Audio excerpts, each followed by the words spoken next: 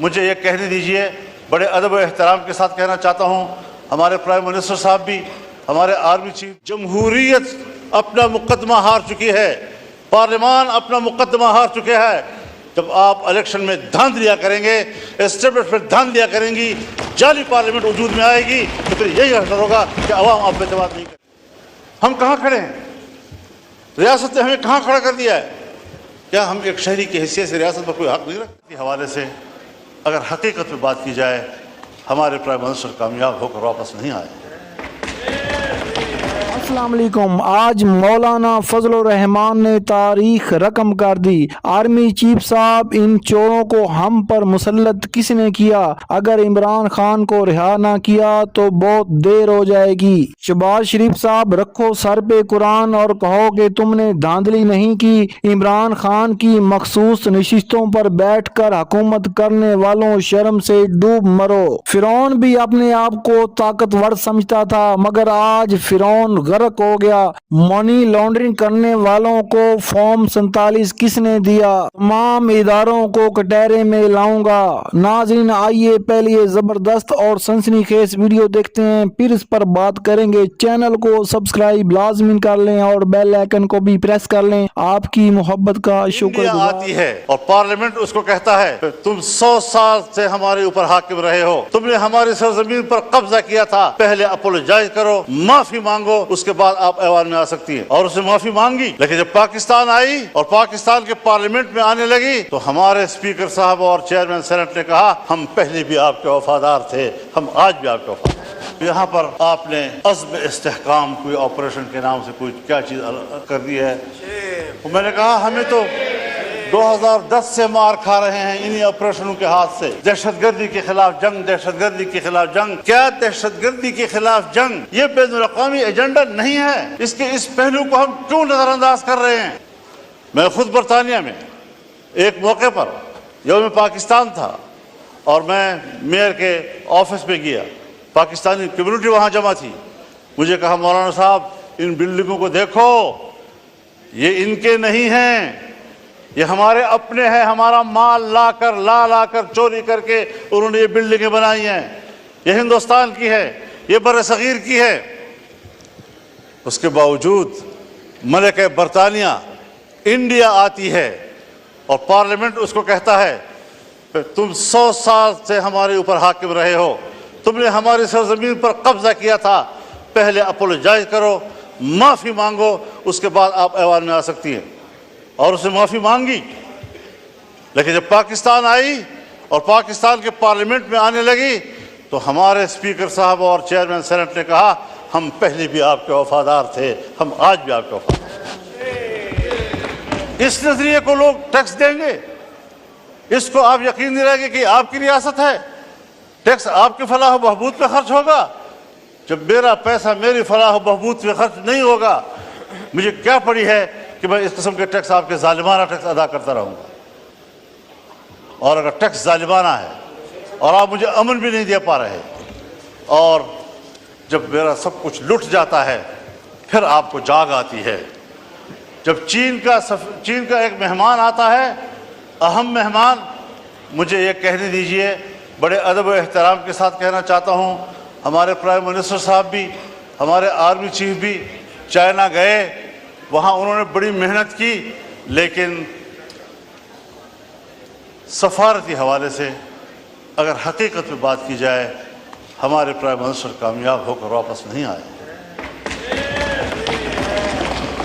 مولانا صاحب کائنڈلی اور ساتھ ساتھ مختصر کر دیجئے، آج بہت لمبا دن ہے۔ ان کا مہمان یہاں آیا، جی ہاں، ہم سب لوگ ان کی خدمت میں حاضر ہوئے، مہمانداری کی، اور ہم نے ان کو اپنی بھرپور حمایت، تائید، دوستی سب حوالے دیے، انہوں نے بھی سب وہی حوالے دیے، لیکن ایک جملے میں اس نے ہمیں جواب دے دیا کہ پاکستان میں اب بھی سیاسی استحکام نہیں ہے، پاکستان کی سیکورٹی اب بھی ٹھیک نہیں۔ آپ بتائیں کہ کس بنیاد پر وہ انویسٹمنٹ کریں گے یہاں پاکستان میں؟ جی کائنڈلی حضرت صاحب کائنڈلی وائنڈ اپ کیجئے، تاکہ آج بہت لمبا دن ہے، رات کو 11-12 بجیں گے۔ اب یہاں پر آپ نے عزم استحکام کوئی آپریشن کے نام سے کوئی کیا چیز کر دی ہے.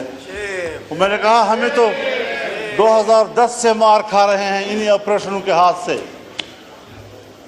دہشت گردی کے خلاف جنگ، دہشت گردی کے خلاف جنگ. کیا دہشت گردی کے خلاف جنگ یہ بین الاقوامی ایجنڈا نہیں ہے؟ اس کے اس پہلو کو ہم کیوں نظر انداز کر رہے ہیں؟ باجوہ صاحب نے مجھے کہا، میرے سامنے بات کی کہ میں نے باڑ لگا دیا ہے. فخر سے کہتا تھا میں نے باڑ لگا دیا ہے. کسی کا باپ بھی نہ افغانستان جا سکتا ہے نہ وہاں سے آ سکتا ہے. کوئی دہشت گرد نہیں آ سکتا. اب موجودہ آرمی چیف فخر سے کہتا ہے میں نے باڑ اکھاڑ کے پھینک دیا. اب پتہ نہیں وہ حب الوطنی ہے یا یہ حب الوطنی، وہ مسئلے کا حل تھا یا یہ مسئلے کا حل ہے. 50,000 سے نہیں بلکہ 25-30 ہزار لوگ یہاں سے افغانستان گئے اور وہاں سے 40-50 ہزار اس وقت آ چکے ہیں. اور ہمارے ہاں، مجھے معاف کیجئے، بہت درد اور دکھ سے کہہ رہا ہوں، ایسا محسوس ہو رہا ہے کہ جیسے اگلے 2-4 مہینوں کے اندر ہمارے ڈیرہ اسماعیل خان، وزیرستان، دوسرا وزیرستان، لکی مروت، کرک، بنو، ان علاقوں میں امارت اسلامیہ قائم ہو جائے اور پاکستان کی نظر نہیں آ رہی. مغرب ہوتی ہی تمام تھانے بند ہو جاتے ہیں اور ان کو حکم دیا گیا ہے کہ آپ نے گشت میں باہر نہیں جانا. یہ ہے آپ کی رٹ. جی ٹھیک ہے. کہاں کھڑے ہیں ہم لوگ؟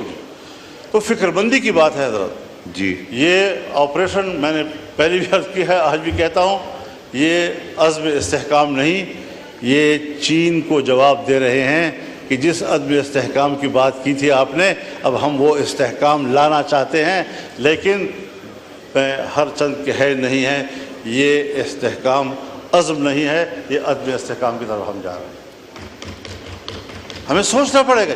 ناظرین، آپ لوگوں سے میرا ایک سوال ہے کہ شریف خاندان کو آصف علی زرداری چور کہتا تھا، اور یہ نہیں کہ شہباز شریف جو تھا وہ آصف علی زرداری کو چور کہتا تھا. آج ایک ملک کا صدر ہے اور دوسرا وزیر اعظم ہے. کیا آپ سمجھتے ہیں کہ ان لوگوں نے صرف عمران خان کو شکست دینے کے لیے کمپرومائز کیا ہے؟ اپنی رائے کا اظہار کمنٹ میں ضرور کریں. کا شکار نہیں ہوں میں، فکری یکسوئی کا علمبردار ہو کر آپ کے سامنے بات کر رہا ہوں کہ اس طریقے سے اگر آپ قوم کو ہانکتے رہیں گے، پاک PWD کو آپ ختم کر رہے ہیں، ہزاروں ملازمین کو آپ بے روزگار کر رہے ہیں.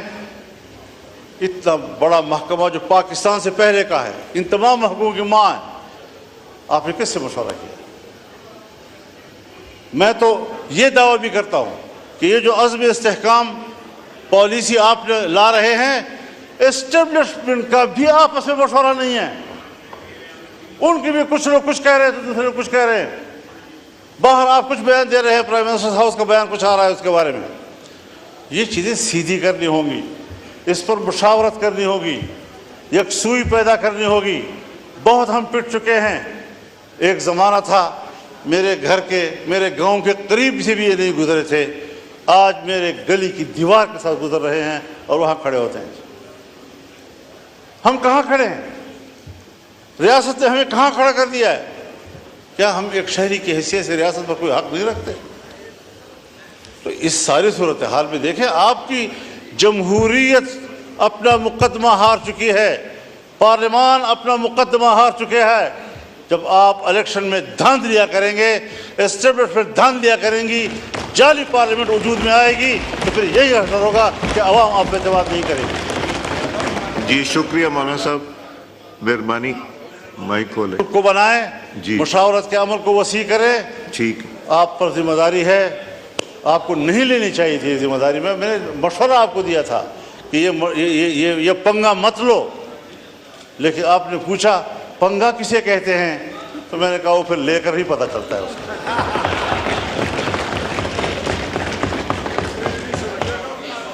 جی شکریہ مولانا صاحب. وہ کسی نے کہا نا دوسرے حضرت سے صاحب کہ پنگا کسے کہتے ہیں، انہوں نے کہا لے کر پتہ حضرت چلتا ہے. صاحب. جی حضرت تو صاحب میں بہت مہربانی. یہ کچھ گزارشات تھی، جی شکریہ. کچھ رہ بھی گئی، لیکن یہ ہے کہ ذرا ان لوگوں پر رحم کیجئے. تفتان کی صورتحال بھی یہی بنتی جا رہی ہے، وہاں پر بھی انتہائی جو ملک کے مفاد میں سب کچھ ہو رہا ہے اس کو راستے پہ روکے جا رہے ہیں. بہت مہربانی. میں آپ کا بہت شکر گزار ہوں. شکریہ. اور میں نے اگر دخل در معقولات کیا ہے اور آپ کے نظم و نسق کو متاثر کیا ہے، اس پر آپ سے معذرت خواہ بھی ہوں، لیکن بہرحال درد دل تھا جو آپ کے سامنے رکھا ہے اور پوری قوم کے سامنے رکھا ہے، اور انشاءاللہ یہ درد دل کا سلسلہ چلتا رہے گا۔ ناظرین کرام، آپ نے مولانا فضل الرحمان کی گفتگو سنی۔ مولانا فضل الرحمان کا کہنا تھا کہ یہ دھاندلی زدہ حکومت ہے، دھاندلی سے بنائی ہوئی حکومت کی کوئی عزت نہیں ہوتی۔ آپ کو ایران اور امریکہ کا مذاکرات کرنے کا آپ کے پاس مینڈیٹ ہی نہیں ہے۔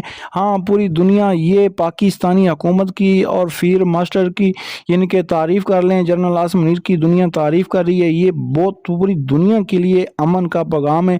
پاکستان نے وہ کام کر دکھایا ہے جو آج تک کوئی بھی دنیا کا لیڈر نہیں کر سکا۔ ناظرین، جنرل عاصم منیر کو اس پر داد دینی ہوگی۔ ہاں، ہمارے سیاسی اختلاف ہو گئے ان سے، مگر انہوں نے یہ جو ایران اور امریکہ کے درمیان جنگ بندی کروائی، جو ثالثی کا کردار ادا کیا ہے، اس پر پوری دنیا ان کو سلوٹ پیش کر دی ہے۔ اور کیونکہ پوری دنیا کی معیشت جو تھی وہ ڈوب چکی تھی، اور آپ کو پتہ ہے کہ بندرگاہیں بند ہو چکی تھی، ہر ملک میں تیل کی قیمتیں آسمان پہ، خاص طور پہ پاکستان کی جو عوام ہے پہلے ہی مہنگائی کی چکی میں پس رہے ہیں، اوپر سے اگر پیٹرول مہنگا ہوگا تو ظاہری بات ہے پیٹرول کی وجہ سے ہر چیز کو آگ لگ جاتی ہے۔ اور پاکستانی قوم جو ہے، یا جو مڈل کلاس ہے، یا جو لوگ بالکل نیچے والے طبقے کے لوگ ہیں، وہ اپنے گھر میں ایک ٹائم کی روٹی نہیں پکا سکتے۔ وہ پیٹرول کی قیمتیں کیسے ادا کریں گے، اور وہ آٹا گندم کیسے خریدیں گے، کیونکہ لوگوں کے پاس وسائل ہی نہیں ہیں۔ پاکستان کے عوام جو ہے اس وقت کافی پریشان ہے۔ اور ناظرین، جو عوام بریانی کی پلیٹ پر اپنا ووٹ دے دے، اس عوام کے ساتھ ایسا ہی ہونا چاہیے، کیونکہ پاکستانی قوم جو ہے وہ اپنے حقوق کے لیے لڑتی نہیں، اپنے حقوق کے لیے سڑکوں پر نہیں نکلتی، مگر ہمارے جو حکمران ہیں وہ بھی ظالم حکمران ہیں۔ اگر ہماری عوام نکلتی بھی ہے تو یہ لوگ سیدھی گولیاں چلاتے ہیں، آنسو گیس اور واٹر گن کا استعمال کرتے ہیں۔ جیسے کہ آپ کو پتہ ہے عمران خان کو سیاسی انتقام کا نشانہ بنایا جا رہا ہے، ان کی بہنوں کو سیاسی انتقام کا نشانہ بنایا جا رہا ہے۔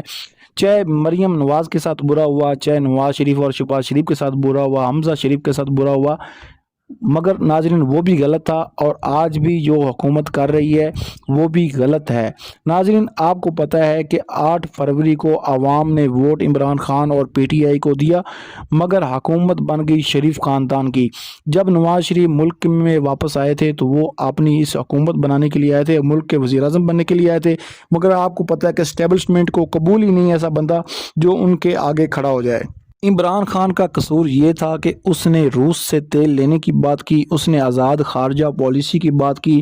عمران خان کا قصور یہ تھا کہ وہ کہہ رہا تھا کہ بھی میں کسی کی جنگ میں اپنے لوگ کیوں مرواؤں، ڈرون حملے ہوتے تھے وہ عمران خان کے دور میں رکے، کرونا وائرس سے مقابلہ عمران خان نے کیا۔ ناظرین، ہمیں چاہیے کہ ہم پاکستان کے لیے، ملک کے مفاد کے لیے ایک پیج پر آ جائیں اور اپنی ماضی کی غلطیوں کو بھول کر پاکستان کو آگے لے کے چلیں۔ ناظرین، اگر آپ کو یہ ویڈیو اچھی لگی تو ویڈیو کو لائک کر دیں، چینل کو سبسکرائب کر لیں اور بیل آئیکن کو پریس کر لیں۔ آپ کی محبت کا شکر گزار ہوں۔